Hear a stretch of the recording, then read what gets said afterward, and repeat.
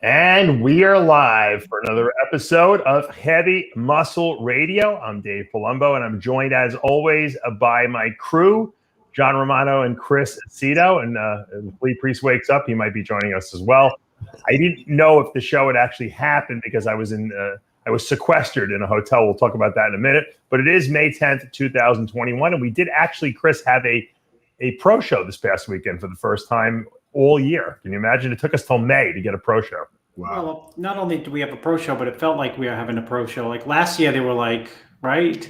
Are they going to wear masks? Are they not going to wear masks? Yeah. It was... Are they going to have an audience, right, last year? Right. They're going to have only, limited people. So this is like the first bang on full-fledged show. Yeah. Since really, well, the Olympia was full bang on, but you know what I mean? Other than the Olympia last year, a lot of the shows had like audience restrictions, mask restrictions, distancing, mask for the competitors. Remember that? Yeah. I'm sure there's still shows in certain states that probably do have masks still, yeah. That they have to do. Justin Rodriguez, as kind of we predicted on this show, won the show, of course. I think that, a lot of people were hoping that it would be closer. And, I thought that, Muhammad El Imam actually gave him a good run. But I think that when you see an elite level like guy, and Justin has pretty much established himself as that over the last, couple of years, there's a big difference, don't you think, Chris? Yeah, I mean, I thought he was pushed pretty good by Muhammad. I thought Muhammad had, his own strengths. But when it came down to just simply Justin's physique came down to, and it has come down to, lack of weaknesses, and which says a lot. Good flow, which is super important, and a lot of polish. And you don't have to be the biggest guy, and he's big, but I'm just saying you don't have to be the biggest guy when you have those three things: lack of weaknesses, flow, and polish. Yeah. John, I want to ask you a question because, you're a good strategizer. Think about it. The first pro show of the year is May. Okay. We have May, June, July, August. September is theoretically, although we haven't got a date yet, the Arnold. Okay. That's the fifth month. The sixth month is the Olympia, is in October. And then I'm sure there's going to be some pro shows after that. If you're a guy wanting to qualify for the Olympia, I mean, you basically have 3 months to do it. I mean, unless you qualified last year, what do you think is the strategy of some of these guys now? Are we going to see a lot of competition at all these pro shows, leading up to, I guess they usually cut it off, a month before? Probably August would be the last qualifier for the Olympia. Right. Well, I mean, I think you'd have to look at it from a broader perspective. I think going into, I would want to qualify as early as possible, so that I could have as much time as possible to go to the Olympia. So if I was prepared for this ahead of time, I'd be much closer to contest shape now than I would be, later on, so that I could hurry up, get qualified if I'm not already qualified. And then I got as much time as possible to get really polished for the Olympia. And I agree with that. And so, Chris, we see a decent lineup here in Indy, and obviously we're going to see more guys next week in New York, but why aren't we seeing more guys at this show? It wasn't like this was in February or March. Everyone had plenty of time to prepare for this show. I would have imagined that the Indy Pro would have been stacked. You'd have to ask the competitors. I mean, they have their own strategies, the people who aren't qualified.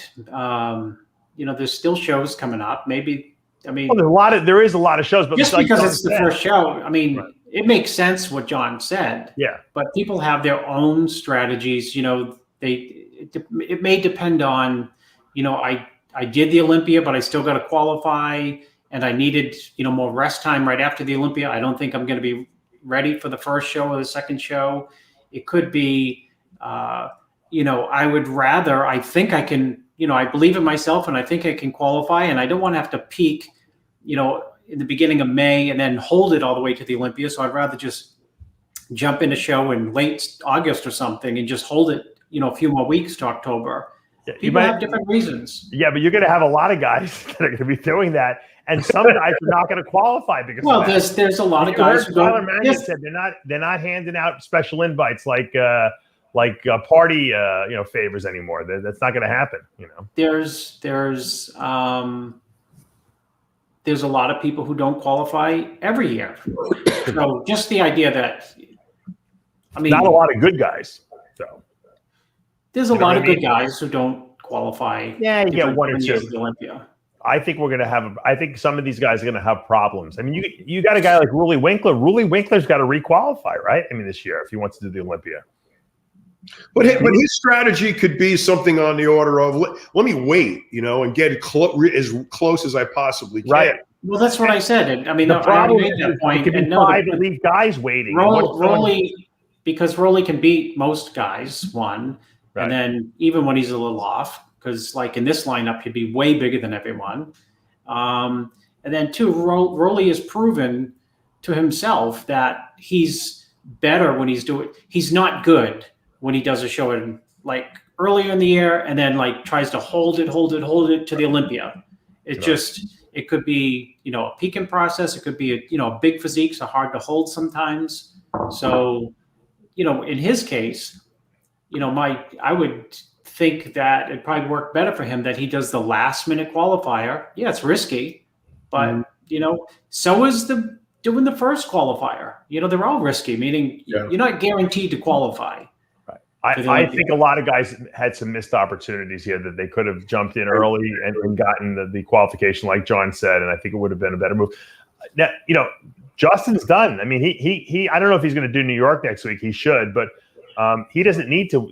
He doesn't need to win any more shows at this point, and it takes the pressure off him. Now he can actually kind of like grow a little bit and then diet for the Olympia. Obviously, sure.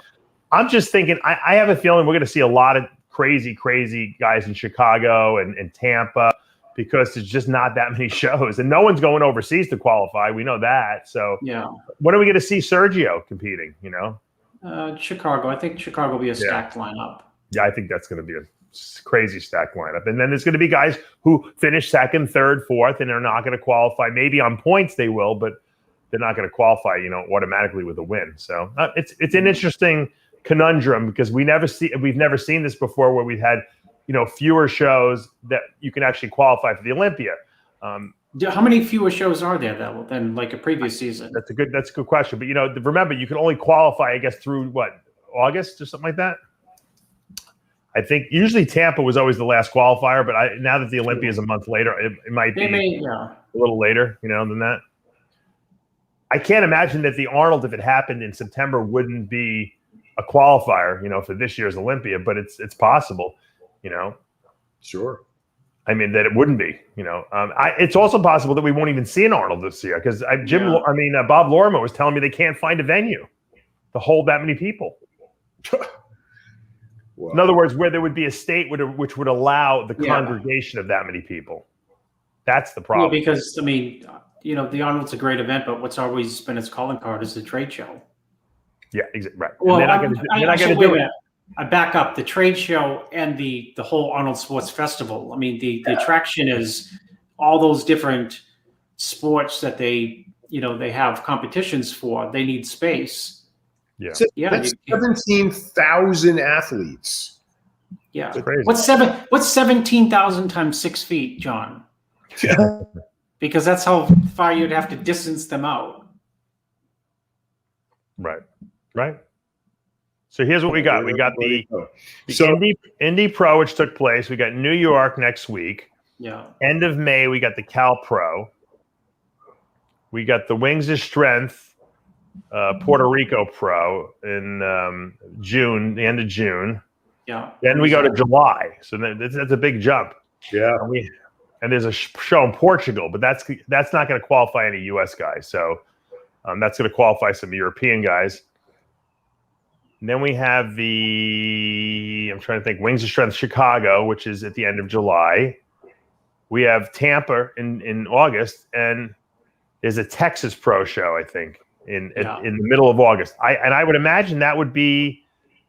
There's a Spain show in August too, but that's not going to be for U.S. guys. And there's a Toronto show, which I don't know how many U.S. guys will be able to go. That's the 20th of August. So, I mean, there are shows, but there's not a lot of shows, you know. And the wild card could be that by the time those shows roll around in Europe, the travel restrictions may have been lifted by then. Unlikely. Unlikely. They're talking a lot about July. A lot of things change. July, they just locked down India. I mean, it's crazy what they did there. I mean, yeah, that's true. But I mean, the rest of the world may improve. And you know, the UK guys, they'll lock down the UK in 3 seconds. If someone sneezes in the wrong direction, they close everything there. Yeah, true. People here would riot. That's why they can't do that here. But I still think for like Brazil, you know, what was it? Brazil, there was one, or I didn't see Brazil. No, there was a Portugal show. Portugal. Yeah. And then there's that Spain show, Europa show in Spain. Right. Like at the end of August, which could, you know, I think Regan went there last year. So, I mean, I guess theoretically that could be a qualifier. That could happen. Yeah. Let's. So wait. So the question is, how far from the Olympia is the last qualifier? I don't know. Usually it's a month before. So I'm assuming that after August, they're not going to allow any qualifiers. You know, like I'm assuming they'll cut it off there. That's usually what I would think. I can't imagine them allowing September. I think it's a month. I don't think there's going to be any qualifiers in September, you know, that will count for this year, probably for next year, I would think. So that's a strategy they got to work out. Yeah. I would still rather get it over with. That's what. I would too. I think it was a missed opportunity, to be honest with you. To compare to based on who showed up, absolutely, it was a missed opportunity. That could have cleared the slate for a bunch of guys. Yeah, I agree with you, 100%. I'm looking So my question is, what's Rolly Winkler going to come in looking like in the Olympia, or is he going to even qualify? Is he qualified? He's not qualified yet. What do you think, Chris? I really, really wish, as much as I wished Big Ramy would do it, I wish he would do it. Just one time, you know, hit it, nail it. Chris, aren't you working with him? Rolly, no, Rolly's hit it quite a few times actually. I mean, Rolly's not, you know, he doesn't hit it like at the Arnold Classic, but at the Olympia, he was very good third. He's been very good fourth. He's been very good fifth. You know, don't you think he could win it? I mean, he could win it. On paper, he could win it. He just has to, you know, he has to pull a Rhoden. Rhoden could win it on paper, different years. Like you say, oh yeah, he could win it, this, that, you know, or let it slip by. So Rolly, I mean, he has the potential to win it. You know, he's got the front double, he's got the side chest, he's got the side tricep, he's got a great back double, he's got a crazy most muscular, he's got abs. You know, it's just a matter of like him being his all-time best. You know, isn't that what winning the Olympia is about? The Olympia is about being your all-time best, because people have shown when they're at their all-time best, you know, whether it be Ramy or whether it be Rhoden, you know, they've been able to pull it off. Sure. So, you know, speaking of Rhoden, where are we going with this thing?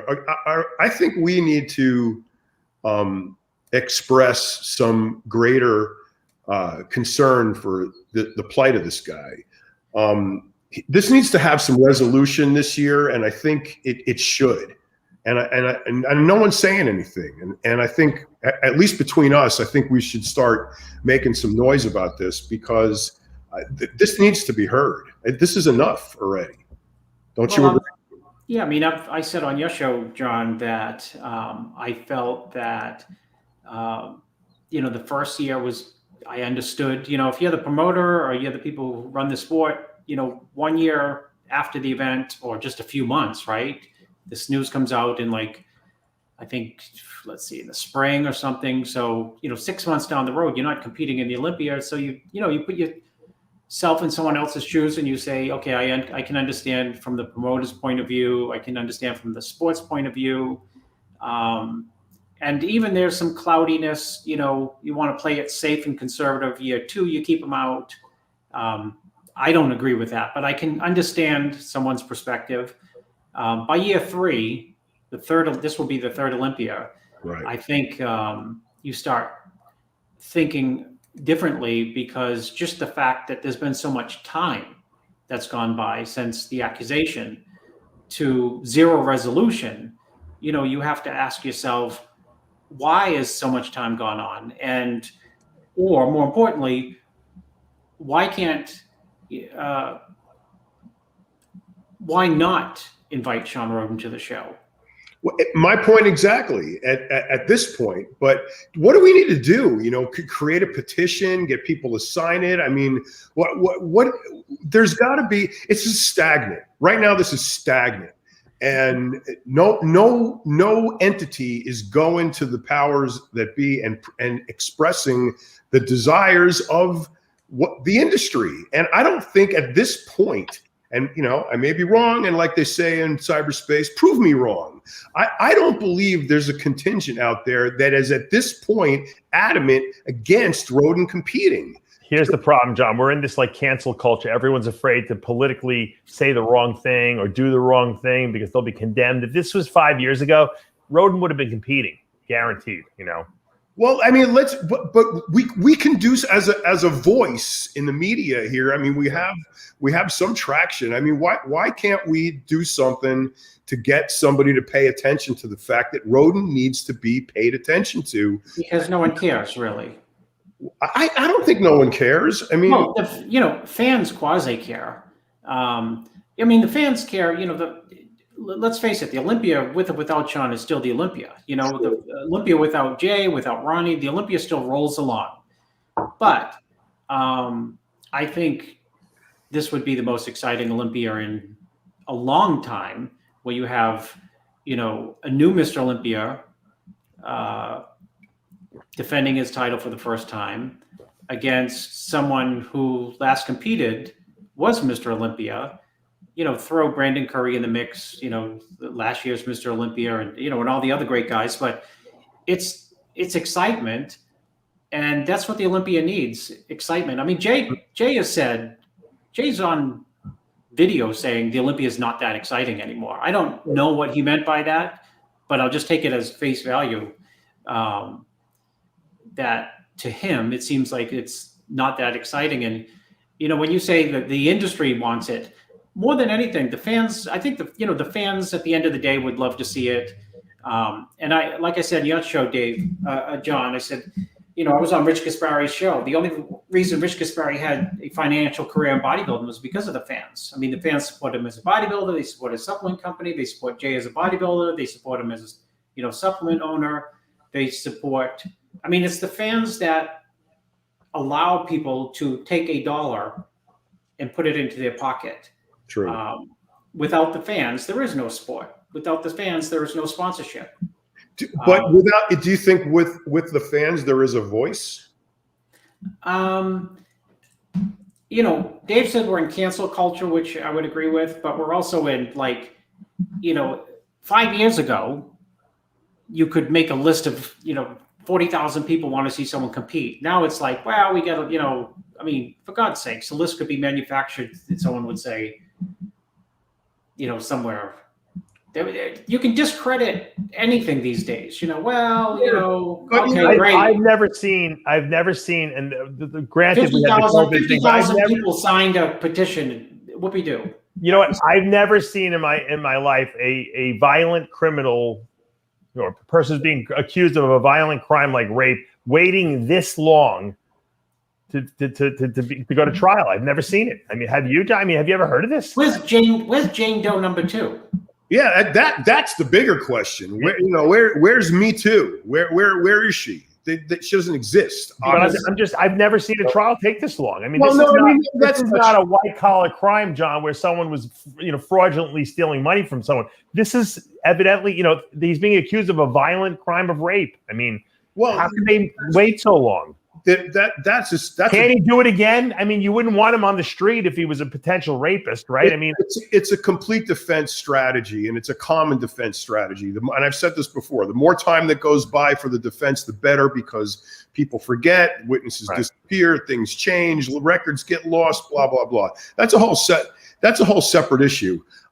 My position is, bodybuilding is unique in that we are a brotherhood, almost as tight as, or tighter than, bikers are. Okay. And we have one of our own here. This is not fair to him. This is what a travesty is. Him not being able to fulfill his, bodybuilding destiny at, this point in time, at the peak of his career, probably. Chris would attest to that. Listen, John, that's why I say, the fans, and you can make conjecture, the fans want to see him. This is what I do, the peers. That's why when I was on your show, I said, hey, Rich, do you think it's fair that Shawn can't compete? And he says, no, I don't think it's fair. When I'm on Jay Cutler's show, I said, hey, Jay, do you think it's fair that Shawn Rhoden should not be able to compete? Jay says, no, it's not. So I say, oh, so you're on record. You know what I mean? People what do we do? We go to people have been in the sport, done the sport, have impeccable reputations in the sport, make their money every single day from the sport. So, if it was bad for the sport, it's in a weird outlier way bad for them, right? And so that's why they both say, yeah, definitely should be in the show. I mean, if it was look, that can be sliced up and machinated any number of ways, but I just think, what do we do? Go directly to Jake Wood, to Dan Solomon? I mean, we have the access to these people. So I think it's the IFBB at this point that is not allowing. Really? I mean, I think it's completely up to the promoter at this point. No, I think it's the IFBB that's not letting him compete now. I think that Jake Wood would let him compete. I think that the promoter. I mean, the IFBB has set forth this policy. They kind of have, they've kind of endorsed it since the beginning. Let's see if he gets off. We'll welcome him back. If he doesn't, then he's going to go to jail. And I don't think anyone ever anticipated it was going to take this long. So now, how do you break with your policy just because it's taking a long time? And like you said, John, it might not be the prosecutors. It might be Rhoden's defense team that's making it take a long time. Simply, you break from your policy because the initial policy was like knee jerk. Listen, wait a minute. The initial policy was probably created by a lawyer, given the best lawyer-like advice he could to someone else, and made sense at the time. But people always have the ability to change their mind. Well, and that's why we have judges. I mean, you have to reassess. You have to reassess things at certain times. This is absolutely an outlying situation that would never have fallen into the confines of what people could. Muhammad Ali didn't have to wait this long for him to go to trial. He did it, Mike Tyson. Yeah. So, but the thing, that's part of our argument at this point, Chris, because where is Jane Doe number 2? And Zebra doesn't change his stripes. You got Cuomo is up to what, 27 now? You got how many have come through? I mean, it's like a volleyball team. So where's Jane Doe number 2 for Shawn Rhoden? Where is accuser number 2? Where's the Me Too? There isn't any. And based on just that, and the fact that no one's pushing to get this thing to a conviction at any point in time, should be a signal to the powers that be that, okay, maybe 3 years is enough time. This isn't going anywhere. Obviously, the writing on the wall is what it reads. Let's just pass on this one. And if he does go to trial and get convicted, then he goes to jail. I mean, exactly. And who's going to have egg on their face? The IFBB? Criminal back in? No, you made a calculated risk, and it didn't work out in your favor. Right. Is anybody going to stop watching bodybuilding at this time? No. So this is. John, it's not like Coca-Cola sponsors us or anything like that, John. We lost the 7-Up. We lost the 7-Up commercial. The Dove cream. Tampax is going to pull all their commercials now. Tampax. Well, for all the fucking bleeding vaginas we have over these issues, they should be a freaking sponsor. Yeah, unfortunately. All right, I want to just mention before we get into the contest analysis, we lost. I've said this all too often, Chris, and it drives me crazy, but I'm always announcing people who are passing. It seems like every week on the show. And I think we went last week with no one, and now we got 3 people who passed this past week. Crazy when you think about it, that we're losing so many people. But this was Fahad Hazizi from Oxygen Gym there. I don't know. Did you hear anything about how he passed, Chris? No. But I mean, he just competed and he won a show 18 months ago. It's great. Really good bodybuilder too. Very sad. Yeah, man. This guy got good. And then Chris's guy, Senthil, died just yesterday. Chris, I know you talked to the parent, his wife, right? Wife and brother. This guy's a freak of freaks. He was. I mean, What happened, Chris? Did you hear a heart attack? They think cardiac arrest. He got off the couch and passed out. Oh my God! And he's in India. Yeah. So, I mean, their hospitals are like triple overrun with COVID patients. Sure. And lack of just talk about quote. There's never a right time to pass away ever, right? But Not talk at this young about age. untimely at the young age, and on top of that, when a country's like in chaos. Did you say his wife was pregnant? His wife is expecting a child in a month. Oh my God! Their second. Terrible. Did they have a GoFundMe or something like that, Chris? Or something? No, someone should set. Of course, I don't know how to set one up. And tell the family to set one up. We'll put up a big thing so people can donate money. Yeah, because I mean that's terrible. Wow. Especially when you have a kid on the way, that's a huge financial burden. Yeah. Wow. And then of course, this was last week. Lawrence the Beast Marshall from Trinidad and Tobago. He was another IFBB pro, died. I don't know what was surrounding that death. COVID. Oh, COVID related. That's right. You're right. You're right. Wow. How old was he? I don't know. It's a good question. Man, what a terrible.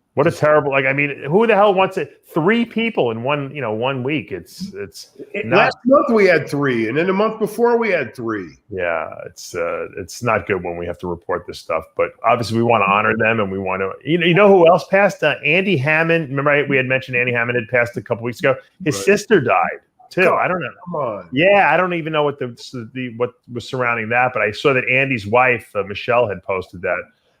So I want to send my prayers out. That poor family, man, what they've been going through is terrible. 2 losses, But you can't have a bad day when you think of that. No. It makes you start to really appreciate life. I mean, I was stuck in a hotel room all weekend, Friday, Saturday, Sunday, because I received my radioactive iodine treatment on Friday. And it's funny. I went to the hospital today because Amanda knows the radiology department there, and they Geiger counted me, to see if I was still spewing off radioactivity. Luckily, I'm not. But it's funny when you put the Geiger count on my neck, which is where my thyroid was. It definitely it buzzes because that's where all the radioactivity settled, and whatever tissue might have been left there. It's it goes there and it destroys it. But it's weird because you don't really feel different, but yet you can't go near anyone because you don't want to get them obviously exposed to radioactivity. But so that was my you don't want to expose them. What about you? Isn't it dangerous to you? Of course, I think I'll have a greater risk, I guess, of certain other cancers. Like I think leukemia raises your risk for it. Now I had a very low dose of the stuff compared to what some people get. So,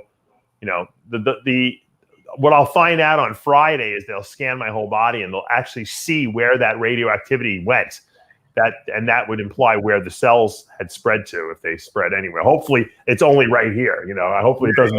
I'm not going to have it all over my body, but it's like a smart bomb. That stuff goes wherever the thyroid tissue is, and it kind of destroys it. Hopefully, So that was my weekend. I'm back now. But you know what? I still might, because your body flushes that stuff out. I still have to be careful in terms of sweating. I can't sweat on my kids, or I can't. You don't want to drink from the same because saliva, sweat, urine. That's how your body's eliminating. All the radioactivity. So that I still have to watch out. In terms of exposing animals or my kids. So what did you do all weekend?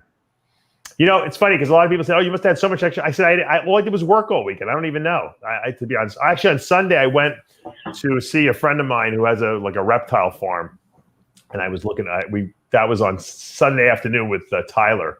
I took him with the video camera. We did some of that, but Friday and Saturday I didn't do anything. I just stayed in. I kind of was working, answering emails, and then of course thank God the Indy Pro, so I got to watch that and kind of report on that a little bit for the weekend. I heard you couldn't watch it. Yeah, you couldn't. But I heard it was a disaster. I don't know why they can't get these live streams down. I mean, I don't know what the problem is. We were doing this 10 years ago. We were live streaming. I know, flawlessly. With the only thing I can think of is that they're not getting good Wi-Fi's, and if you don't have a good strong signal, internet signal, it's gonna ruin the whole thing. Because think about how much bandwidth, how many people are watching these things. You got to get a good signal. Somebody's going to come up with a little portable satellite uplink and end this problem forever. Because you know what it is? It's those venues, the way they're constructed, with all the steel and the concrete. Yeah. You can't use Wi-Fi. You got to use a hard line in those things. You need a hard line. But most of these big convention centers have their own hard lines. So I don't understand what the problem was, but who knows, I mean, nowadays you can literally take your cell phone, right, and stream it, you could have put that on the stage and it looks almost as good as a regular camera. I just don't think it's still being taken seriously. Yeah, that's it. I mean, you're right. End of the story. If it's serious enough to charge, I told Dave that. I said, you know what, Dave, if you were responsible for the broadcast, think of how many T's you'd cross and I's you'd dot to make sure that you get a good product out. But the last thing you want is someone to say, "Oh, Palumbo screwed it up midway through. You couldn't see anything." So you would do a dry run with like Bodybuilder right up on stage. See how the light works. Yeah, you got it. Look, we've done it before. The problem is you got to get in. You get people in the comments section, Dave, criticizing you for freezing 15 minutes ago on the screen. They're like, "Oh, come on, Palumbo." And they didn't pay $50. Yeah. God forbid he sneezes. Then it's going to create controversies in all kinds of directions. He's got COVID. He's got he's got radioactive particles. Right. He's got radioactive COVID. Droplets flying. Droplets are spraying everywhere. Droplets. We got a comment in the section. Anyone of you guys ever have gallstones? No. Jimmy the Bull did. Jimmy the Bull's had everything. Dave, listen, there's a guy in the open who I coach who had gallstones and they wanted to take out the gallbladder. Remember I told you about that? Oh yeah. And he said his bodybuilding career, listen to this. They were going to we'll get to him. They were going to take out his gallbladder and they said, your bodybuilding career's over. And he says, "Goodbye, I'm leaving the hospital." And they passed and it went away. And he competed in the show. Yeah. Well, you know what? A lot of times when you get dehydrated, sometimes that can happen. But, the best gallbladder remedy, there's a few. The gallbladder doesn't make the bile for those people who... the liver makes the bile. And it constantly trickles it into the gallbladder, which then concentrates it. And then what happens is you eat a fatty meal and the gallbladder squeezes out all this, bile into the intestinal tract, which doesn't digest the fats. It just breaks them into small... It's almost like soap. It breaks them into smaller pieces. So it makes it easier to digest fat. So if they take your gallbladder out, you're still produced bile. It just kind of trickles into the intestinal tract all the time. You can't concentrate the stuff. But once again, the bile doesn't break down fat. The lipases in the intestine break down fat. My friend Chris Schmidt, I know listens to this. He did a gallbladder cleanse. They have these things online. It's like olive oil and like lime juice. Yes, and he said the stones that came out of his freaking gallbladder were like boulders. And because what happens is, it pushes it out of there. It makes your gallbladder like squeeze everything out, and then you'll poop them out. He said the stones that were in a toilet bowl look like, it's something coming out of a fish tank, do you have the recipe for that? I'm serious because somebody. It's online. You can because I know people who had gallstones. Yeah. And they did that, the lime juice with you drink like a quart of olive oil. Yeah, it's the same thing. Yeah. They poop out like stones that look like rocks from the playground. You got to determine first. And imagine if you had Fiberlize to that, Dave. You probably never have to. Well, the Fiberlize will help bind up this stuff. But here's the commercial, everyone. Cleaned out first. Yeah. Well, you first got to determine if the bile ducts if you're not getting bile. You do that by the color of your poop. If it's right, but it's usually not, John. It's usually not the bile ducts that are blocked. It's usually the gallbladder that the outlet of the gallbladder. Well, in either case, you could determine if you have a bile issue by the color of your poop. Sure. If it's really pale and not brown, you're not digesting the fat, and it floats because fat's lighter in water. Right, so. as disgusting as all this sounds, that's if your poop is like almost white and it's floating, then you definitely have some bile issues. You remember that guy? I don't remember. He was a really good bodybuilder. Eli Blahout. I used to interview him back in the day. Yes. Yeah. He was a big coffee enema guy too, and he believed that also helped to cleanse the gallbladder. You know, Tony Freeman was big on the colon cleanse. Remember that? Yeah, but I don't know if that affects the gallbladder. But Eli said that the coffee enemas were really good for the gallbladder too. But I would first try the olive oil lime juice trick, and you can Google that gallbladder cleanse, and it's pretty. A quart of lime juice? I mean, olive oil? It's like a glass of olive oil with lime juice, and you drink it, and it's you drink a quart of it. Come on, drink like 20 ounces. Yeah, it's crazy. It's a crazy amount. Like 30 million calories. Well, you couldn't possibly use them. You're probably pooping out the oil, I'm sure, John. You're not absorbing it all. Yeah. No. But it's causing the gallbladder to give a massive contraction, probably. I bet that hurts. With Jimmy the Bull's luck, he would do it, and he would fucking the gallbladder would explode or something like that, you know? Because although Jimmy doesn't have gallstones, he's got kidney stones, right? He's got everything. Oh, okay. All right, let's talk about the show. You talked a little bit about Justin Rodriguez, Chris, a little earlier, but let's bring up second place finisher who really pushed Justin, Mohammed El Aman, and this guy is, well, you give me your impression of him. You know who he is, and well, where do you see him going? Is he a future star? He's on the cusp, right? I mean, he's added size since last year. His conditions improved since last year. His front double is outrageous. Front lat spread's very good. He's got good back width on the back lat spread. He's really not missing much. Look at that midsection. Yeah, that's a small waist. Yep. For days. Right, he's got non-jimmied up arms. Yep. Look at the quad separation. Great condition. Best he's ever looked, and I think surprised a lot of people. And I think they took a good look at him for first place. And I think what it came down to is simply that Justin had a little bit more polish, especially from behind in the back double. And that Justin flows a little bit better on the side shots and then the back double. I mean, I would have Justin too, but you cannot say that alone.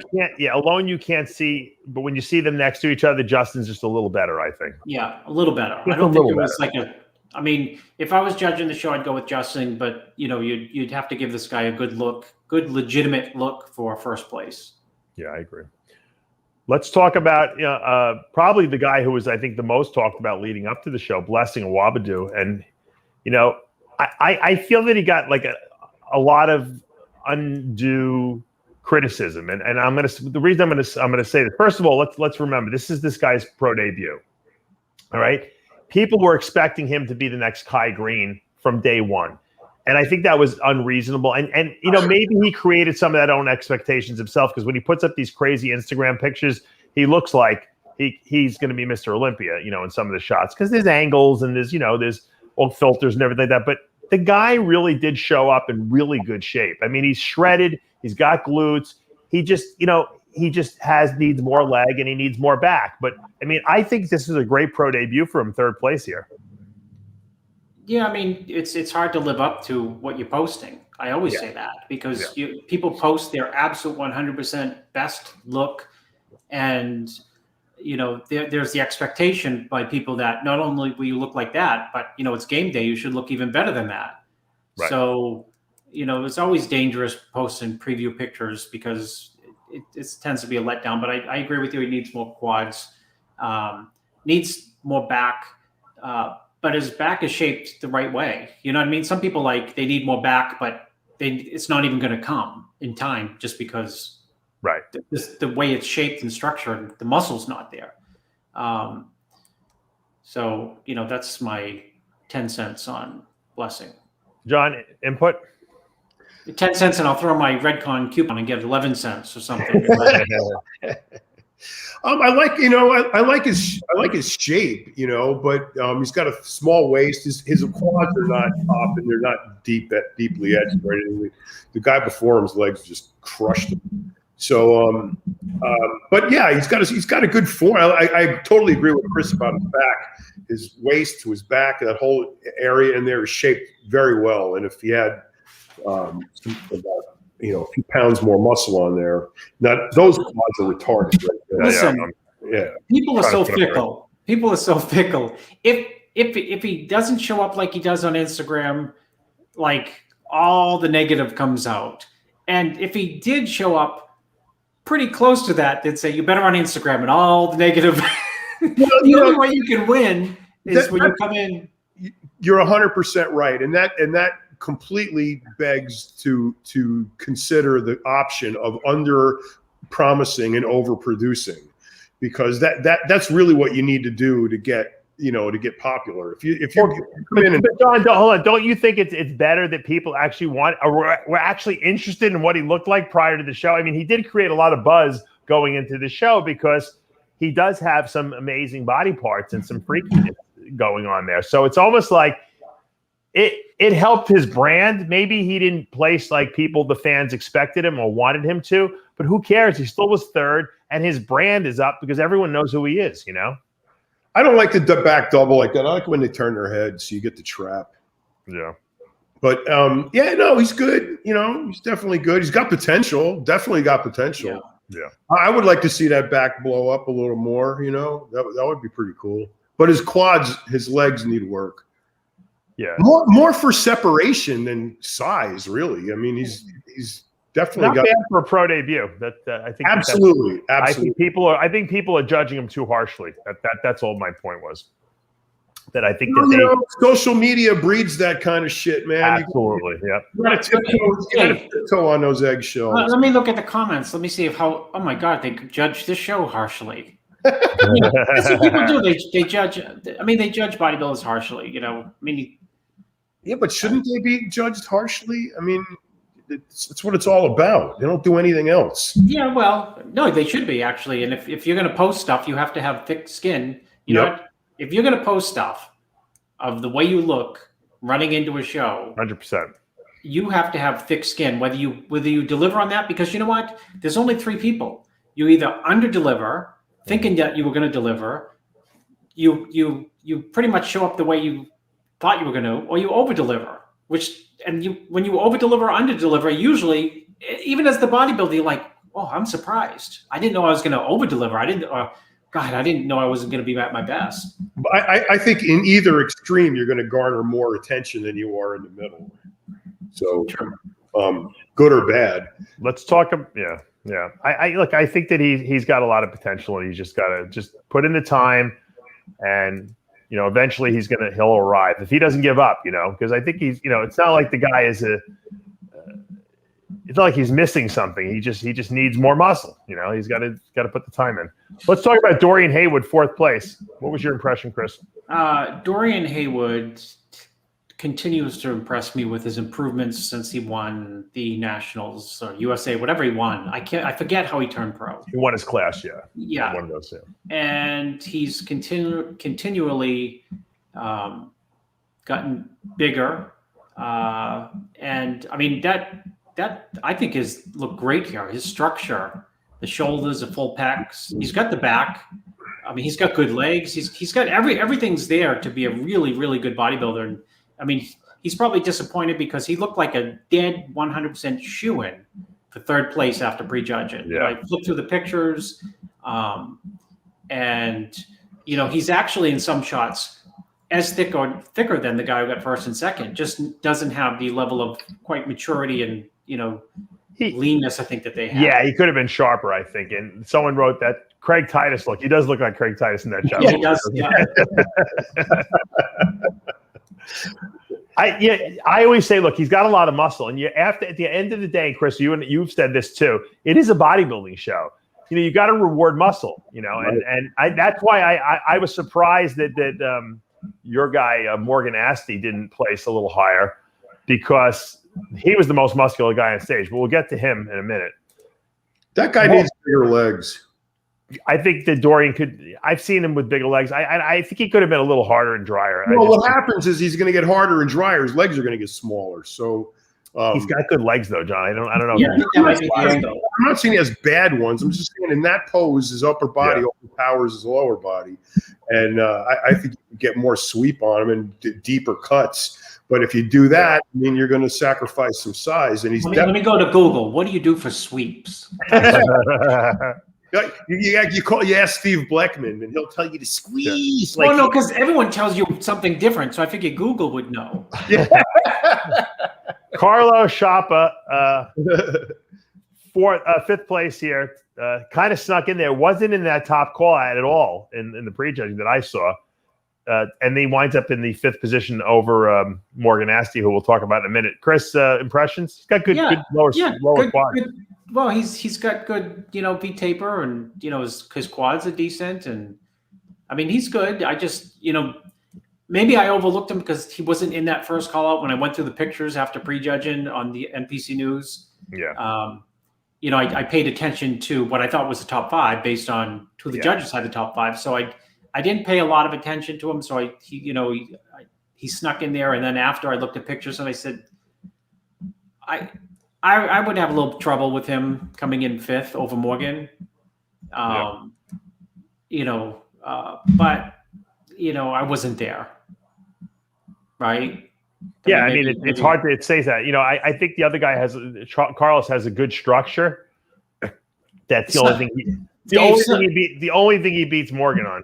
Sometimes what does not show up in video and pictures is the right flow. You know what I mean? Like his front double looks really tapered there, tapered enough with thighs. So maybe in pictures, there's a discrepancy between the pictures and in real life, maybe his flow is better, or his V taper that's accentuated, in real life. Yeah. It's possible. Let's talk about Morgan Asti, who this guy, I really love him. He's such a super freak. Oh, that's not him. He's such a super freak. It's almost like, I mean, I don't know if I've seen a guy 6'3" with as good a legs as him. Maybe I don't think Dillette was 6'3", was he? Dave, the leg from the side in the hotel room it's like historic. It's so stupid. Hold on. From the side, that's the best way to get the light is from the side. No, I mean the leg from the side, like on the side chest. His side leg shot is retarded. It might be the best one of all time now, right? And the back double and the back line. It's 6'3". You got to see it in real life to just say like, wow, this guy's freaky. Look at this shot. How freaky is that? That's retarded. Look at that. And he's a good big man. I mean, you very rarely do you see a 6'3" guy who actually has legs. That matches upper body, and that's just incredible. I'm not saying this is as a put down to Morgan at all. I hope he thinks the right. He actually looks a little like Big Lenny, doesn't he? They got they could be brothers. I wouldn't have said that, dude. Big Lenny, hold on. This is Big Lenny's wet dream. This is when Big Lenny sleeps at night. This is who he pretends he is, right? That he has all that muscle. That hamstring drop is ridiculous. But no, I wouldn't have gone on record as saying that. When Big Lenny says in his mind, when he looks in the mirror, this is what he thinks he sees. But I wouldn't even. How about the back shots, Dave? Of insane. Yeah, I'll pull up a back shot. Hold on. See, but as awesomely gigundo as this dude is, what Chris is saying about flow not transposing here, you can see it in this physique. Because nothing against him personally, I'm sure he's a wonderful guy, but physique wise, it's just not as pretty. You know what I mean? You know what I'm saying? Yeah, well, we've seen that with big freaks before. I mean, I had that problem. You looked at me in pictures and people loved it, and then it didn't translate on stage. Hold on, shut up. You can go buy an 8,000 square foot house, John. It's not the prettiest house, but it's still 8,000 square feet. It's still going to impress your best friends. Say, God, what is this? It's 8,000. Really? Like Smokey Unick said, there's no replacement for displacement when you're building a motor. At the end of the day, this is a bodybuilding show too. It's not like the guy has bad structure. Maybe his midsection was a little distended. But I mean, overall, he's got mass, he's got size, he's got shape. You know, it's hard sometimes to pigeonhole like a guy who sticks out so much like that. So is turning the head in the back double now not done anymore? They take points off. I'm just kidding. I'm just curious because it's shit. You know, that's Frank Zane and Samir would turn that head, right? Yeah, oh yeah, absolutely. I like that shot. One of the most craziest one was Eric Senapani, man. He did, and Chris Cormier too. Holy shit! Yeah. Cormier always turned his head. Yeah, yeah. Dorian too. Dorian too. Laverne would turn it and look up. Yeah. Is that just something they just like the vacuum? They just don't want to do it anymore. I mean, why? I don't think anyone teaches anyone how to pose the right way anymore. That's all. That's a nuance that's like I think important. Chris teaches that to people because when I send guys to him, the guys who work with Cormier always have that head turn. Cormier teaches you this, Dave. Look, with transitions. Yes, you know it's funny. It's funny that you mentioned that, Chris. I'm going to tell you a funny story about that because he does, and it's funny because it looks really good on the guys that like are built like Cormier. Yeah, but if you're not built like him, forget about it. Listen, I work with Zach Kahn, and I said Zach is the worst poser of all time. So I made him do like some Skype sessions with Cormier, who really fixed his posing a lot. But when Zach does this, he looks like King Kong doing it, and it's like it's almost scary looking. To be honest, it's like he's doing a most muscular, like getting into that. Speaking of Zach Kahn, what the hell happened to him? Where is he? Well, why is it? I'm trying to find a show for him. There's no freaking shows in Europe. They can't leave the UK, John. Me and Shawn Rhoden went to eat with Zach Kahn once at an Indian restaurant somewhere in England. With Subi, who was promoting the tour. You probably were laughing your asses off the whole Dave, I'd never met Zach. He's great. And he sat like across from me, and he started off with some like crude remarks. He's so loud. Yeah. We're in the restaurant, and I try not to laugh because the first couple of things were crude, but then he got into he was very witty, and I laughed so hard all the way through for like an hour. He's very intelligent too. That's why he says very witty. I always say these are the guys. It's always the personality and the physique. You never get them both at the same time. You know, his personality. If he could win an Olympia, we'd have one of the biggest blessings in the sport. Oh gosh, he'd have a 1 hour. He'd have a press conference. Oh my God, it would be It would be a gripe session, right? Believe me, if I could get Zach on the show every week, I'd get him on. His perspective on life is very unique. I love that guy. He's like, he's just so right now. Let's talk about the 212 before we run out of time. Tonio Burton. This 212 lineup, Chris, you'd have to agree was really tough. Blazing. I mean, there were guys who placed, third and fourth that could have won any other 212 show, right? I mean, it's What won it for Tonio, do you think? His back double. That's what won it for him. Because his back double, and I think his that's where I think he was better than Nathan Jewett and all those guys. Jewett, but I think that's what it came down to. And maybe, again, I'm not there, but maybe he has in real life a denser look to him. Gotta get his dyno fixed. Yeah, it's amazing, right? That these guys still compete with that. I don't know how a coach would let somebody compete with gyno. Well, it could come on like the last 4 weeks, 6 weeks, 8 weeks. You know what it is, John? A lot of guys can't afford to get it done. And I'm like, I always say to these guys. The Dr. Blau coupon. I tell them, look, if you could spend $5,000 on GH, you can get your gyno done. Prioritize. I mean, set up a GoFundMe account like the girls do for the fucking boobs. Yeah, you got to get that shit done. I mean, look, you got polish. You said it in the beginning of the show. Polish is a big issue. And it even includes little things. Another one won't turn his head on the fucking back double bicep. It's shit like that starts, eroding, the quality of the sport. You got gyno. Stop. You got to get rid of that. Then show up. Well, you're right. He won. What? Yeah, he won, but I'm saying, yeah, but you know what? But guys do. You're right. Guys will spend money on the GH, but they won't go and get the gyno done because they don't see that as a physique development. But I got news for you: your placings from getting your gyno fix will go up way more than taking 5 IUs of GH a day for 3 months. That's the whole point. That's the whole point. Is that you want to win or you're not going to win? Mr. Olympias do not have gyno. Okay, so except Ronnie Coleman. Yeah. Ronnie had it a few years, didn't he? It was could go either way. Didn't Kai had it for a while? He didn't win Mr. Olympia, but Kai had it for a while too. Well, I mean, pretty much everybody had it for a while. Otherwise, you wouldn't know how you had to get rid of it. Yeah. But when it's glaring like that, okay, maybe now he wins the show. Now he'll get it done. But moving forward, he's got to get it done. Yeah, and if he's listening and getting pissed off at me, I'm not saying this to diss you, bro. I'm just saying it's a fact of life. You got to get. It's not terrible, but he's got a little bit. You're right. Yeah, now that I look at it, it's noticeable. I mean, and the judges see that shit. Yeah, no, you're right. You're right. It's good constructive criticism you're giving him. Obviously, he won the show, but if he wants to go to the Olympia and win the Olympia, I know what you're saying. He's going to have to.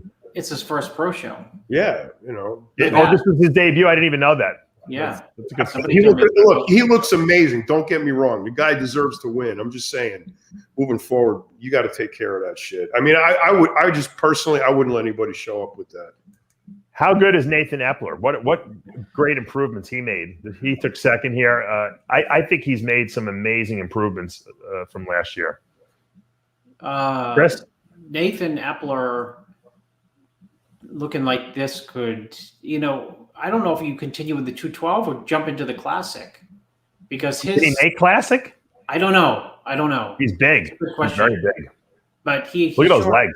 He sure has crazy tight lines, small waist, perfectly shaped pecs in the lineup. His stance in the lineup that's why I said classic. Who would love him, Chris? What coach would love him? Oh, Bob Gruskin would. Bob would love him. Turn him into a monster. Yeah. But he looks spectacular. Just the stance in the lineup, with an impeccable condition, he's going to get called out in every single 212 show that he does. I mean, I was actually a little surprised that he didn't win this show, to be honest with you. I thought that, look at this back double. Let me pull the back double up. See, without the gyno, I would have given it to him. Look at that back double.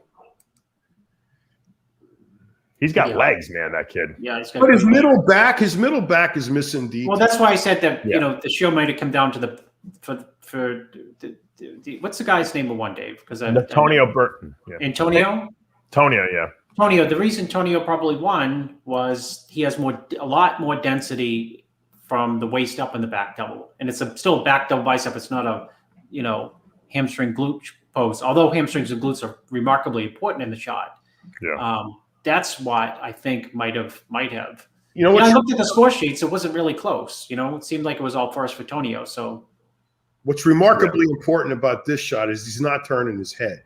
And look at his traps. His traps are freaking huge. If he turned his fucking head, it would look incredible. He turned his right knee. Well, maybe these guys who are watching will now incorporate that into their back doubles. Right knee also, Chris. Good call. Well, Dorian used to hit that shot with also when he would with his in the lat spread, he would turn his head also. Telling you, with traps like that, kids, holy shit, that would look incredible with that thing all the way to the side. Yeah. Let's look at third place, who I was very impressed with as well, by the way, John Jewett. A lot of people thought that he should have been higher. I felt he was a little flat and his tan was a little weird, but I've seen him, his conditioning was retarded, especially I'll show you a behind shot. His behind shots were amazing. Chris, your input? It's surprising he didn't win to me, simply because one, he's been really high and won shows in the past with not this condition, although with different fullness. It's a different look. I think he's a little flat here. I really do. He may be. But that front double, I thought was extremely impressive in the lineup.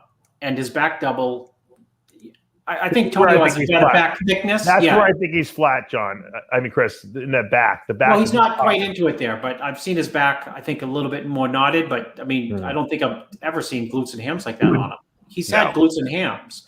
So it's it's the typical balancing, act of, you come into a show and you look great and judges say, we need to see you tighter. You come in tighter and they say, oh, we like you fuller. Yeah. And you go like, come on, you just told me just come in like, as tight as possible. He could have eaten 6 cheeseburgers here, I think, and he probably would have still been just as hard, maybe harder, and he would have been better. He would have been better. But I've gotten into that thing where I keep thinking I can get harder, I can get harder, I can get harder. And then I wind up seeing myself on stage thinking, oh, I'm the hardest guy. But then I look and I'm like, man, I was flat. I look, I just didn't have, I lost some of the wow, You've seen the Bugs Bunny episode, right? From the old, like the 60s when Bugs Bunny has the giant knife and he's sharpening it. He keeps sharpening it and he sharpens it. Yeah, he sharpens it and they play like opera music. I don't know who he's going to kill at the end. Yeah. And then by the time he gets so excited to sharpen it, Dave, it's like a butter knife. It won't cut anything. Yeah. Now here's my question for you guys. This is the 5th place was Noel Adami, and my question is, who's got a better side leg, Noel Adami or Morgan Asti? I think Noel. Oh my God, it's close, right? Shit, it's definitely close. Put him next to the other tall guy. I can't do it on this thing. Look at that freaking thing! Holy shit! he's like 5'2", right? Though I don't know how tall he is, but that's another thing. The height with the other guy. That's just ridiculous. Don't forget to mention the guy who got 4th. It was his first pro show too, and I think his only 2nd show in his life. Oh, really? Did I skip someone? I must have skipped someone. You went to 5th. Oh, yeah. I forgot Brian Balzano, who was also terrific. Very impressive. I'll pull him up next. Noel Adami. I want to mention Noel Adami something. He's the guy when the lineup is a little off and guys are not hard enough, he wins shows. So that's how he wins shows. He structurally is not as good as these other guys, but man, when people are off, he just eats these guys alive, Yeah. He needs to drop his left shoulder and pull his rib cage up a little higher in that show. Brian Balzano, though, in 4th place is wait, hold on, I got the wrong guy. Hold on. See, if he dropped that left shoulder a little bit and pulled up his pec, it looked much better. You can do some opposing with him, John. Look at Brian Balzano's front double, really impressive. So it was a great top 5. It was probably Olympia worthy, the top 5, I would say. All those guys were really good. Did any of them qualify? The winner, and then there's points, I guess, for the top 5. Yeah. That was another missed opportunity right there because. Well, I don't think so. I think a lot of guys took advantage in the 212 of this show being the early show, whereas in the open, we didn't see as many people. But this was a very, very good top 5 lineup. I mean, there's no doubt about that. I mean, no one. Top 5 were banging on the money. Yeah, no one. I mean, you had to be good. I mean, for John Jewett to have to settle for 3rd place here, I mean. That's true. That's true. Yeah. He's been as high as, he's won shows and been 4th at the Olympia. Right, exactly. I mean, that says it right there. All right, now here's my question, Chris, because a lot of people were, there's always a controversy in every show, right? What happened to Dwayne Walker? It's funny. In the open. Okay. I'm going to pull up a picture of him. Hold on.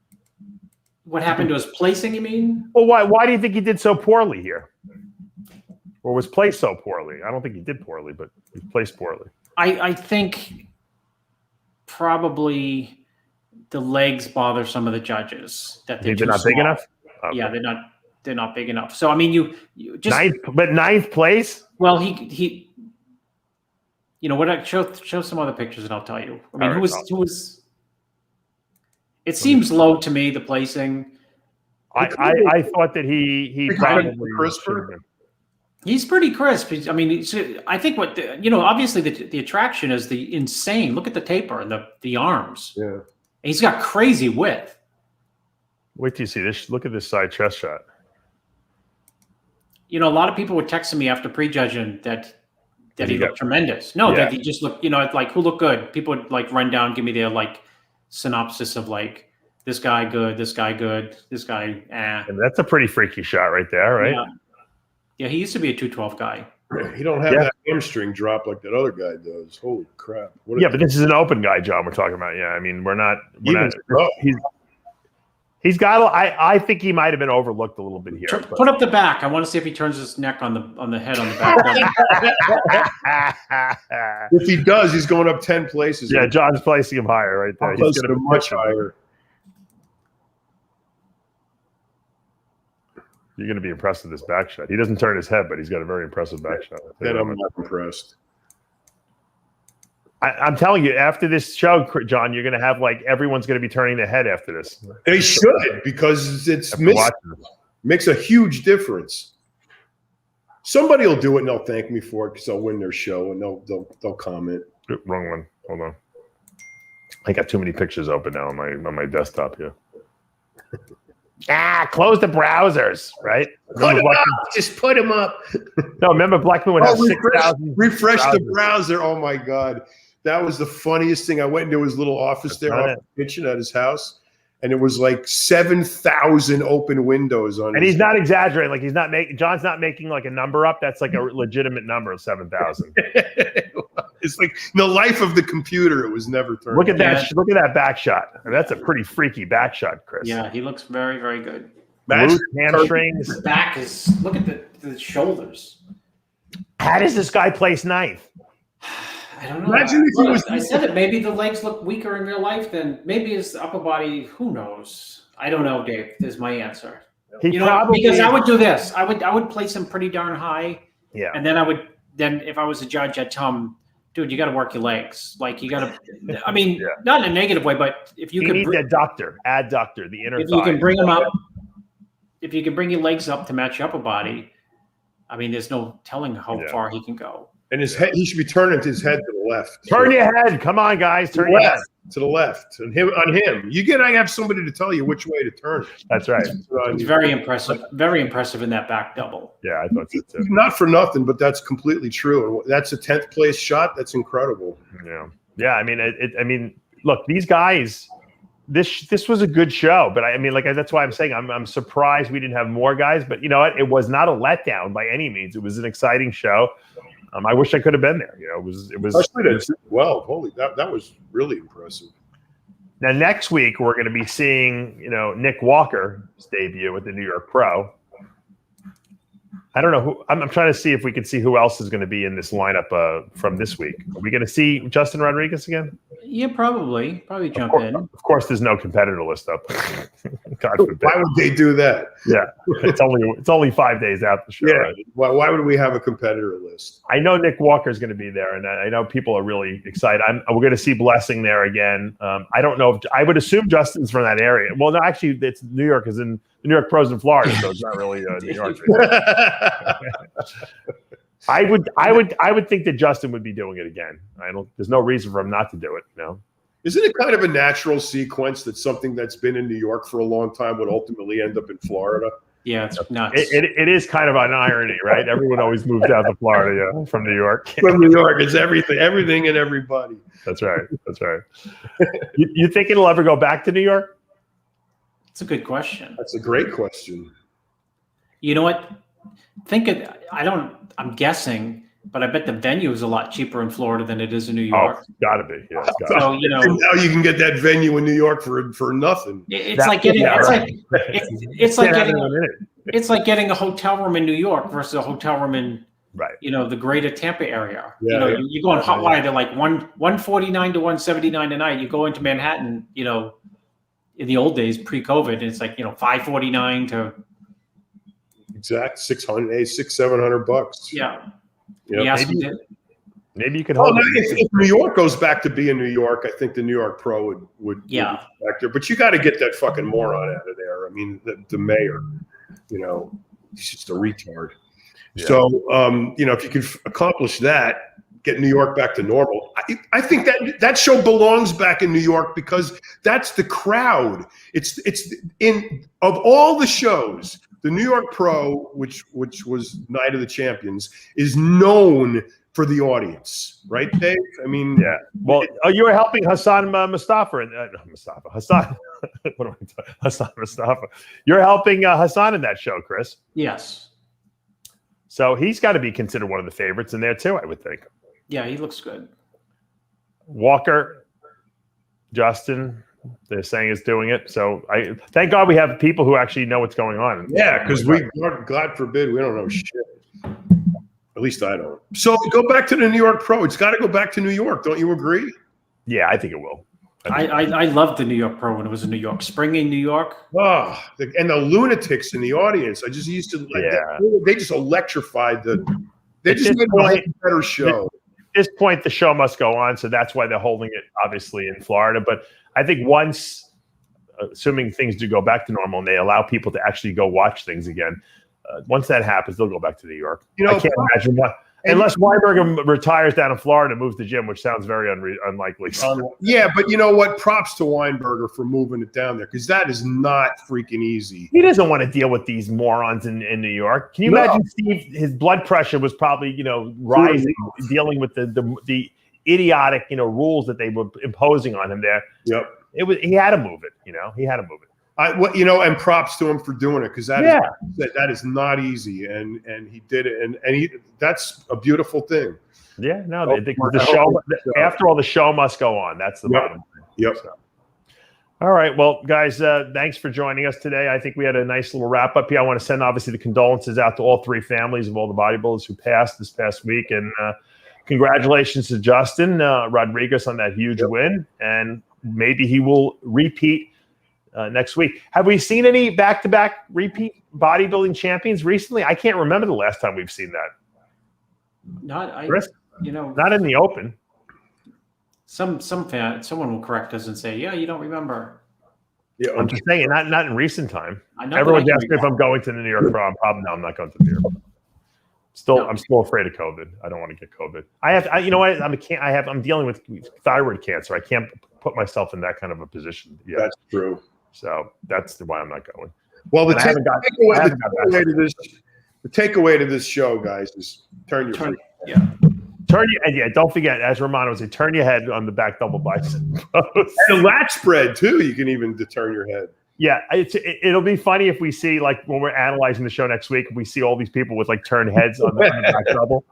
Well, if they would just watch some videos of Cormier or Levrone or Dorian or something. Everyone did. Flex Wheeler did it too. Everyone did it back in the 90s. Yeah. It was really impressive to do that. I think that guys emulate what they see, and no one's done it recently. So people just think that, because they're watching recent videos and they're like, well, so-and-so didn't do it. And then Big Ramy didn't do it. I don't know. Actually, Big Ramy might actually. Ramy can't move his head probably. It's too big. Muscle. Ronnie used to move the head to the left and the right. Yeah. You know what I mean? He'd start to the left and then he'd if I could turn my big neck to the left, then anyone can. All right. So no excuses. Anyway, thanks for joining. I was so sequestered. I was so out of the loop. This show picked up my spirit. So thanks, guys. I appreciate that. And as we say every week, with Heavy Muscle Radio, guys, the truth hurts. Oh, it hurts for sure. And some people it hurts more. If you turn your neck, I hear it hurt a little bit more, but you'll look a lot better. So take that wisdom to the bank. We'll see you next week.